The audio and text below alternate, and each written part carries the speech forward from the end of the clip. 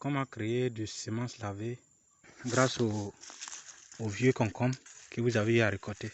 Pour ceux qui aiment dire toujours qu'il n'y a pas les moyens, il n'y a pas les moyens. Donc cette vidéo fait pour vous. En voyant le concombre comme ça, quand vous allez les diviser en deux, vous allez voir qu'il y a les grains. Il y a les grains à l'intérieur du haut jusqu'en bas. Mais le côté le plus intéressant, pour pouvoir avoir des semences originaux, vous allez poser bien votre concombre comme ça. Comme il n'y a pas quelqu'un pour filmer, la main gauche est occupée. Donc je fais tout avec la main droite.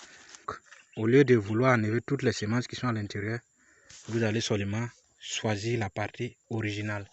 Vous allez couper presque la moitié. Et puis vous allez enlever complètement la partie du haut. Vous voyez qu'il y a un peu de semences à l'intérieur là. Et dans l'autre là aussi, il y aura encore de la semence. Mais ce côté là, il n'y a pas de semences originaux. Je vais cliquer, ça va sortir, vous allez voir. Vous allez voir que les semences qui sont ici là sont de faible qualité. Parce que quand les semences se mélangent, c'est cette partie là qui fabrique les fausses semences, les semences de faible qualité. Vous voyez bien.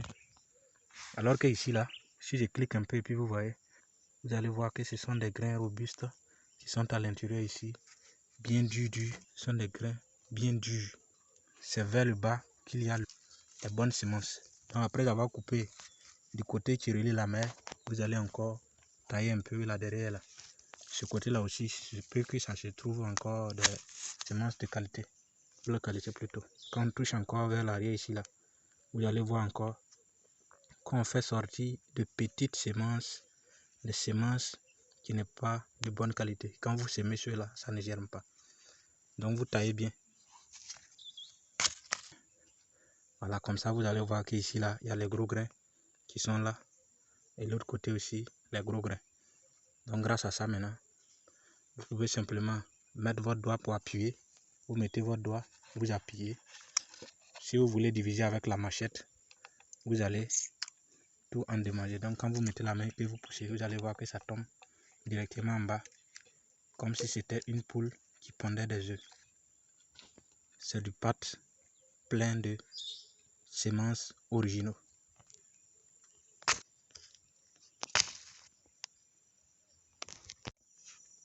Et maintenant là. Mais le problème aussi avec celui-là, quand vous le mettez comme ça là, il faut que vous l'emballez pour cacher. Sinon la nuit, les souris ne vont pas laisser. Les souris aiment ça même. C'est leur nourriture préférée. Donc ensuite maintenant on va emballer. Voilà, vous allez presser et puis l'eau va tomber. Comme c'est pas trop joli à voir, on va pas filmer tout. Donc, quand vous finissez de presser, vous accrochez ça au moins sur quelque chose, là où les souris ne peuvent pas avoir accès.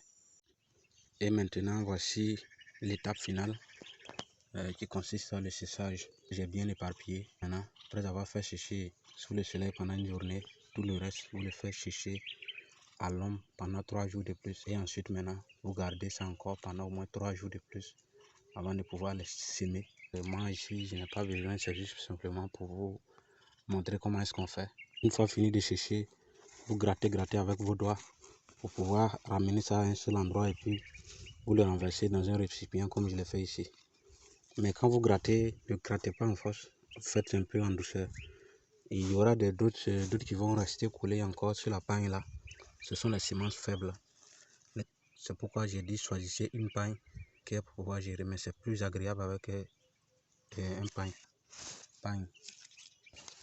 Voilà maintenant la bonne chose, bien dur pour travailler tranquillement.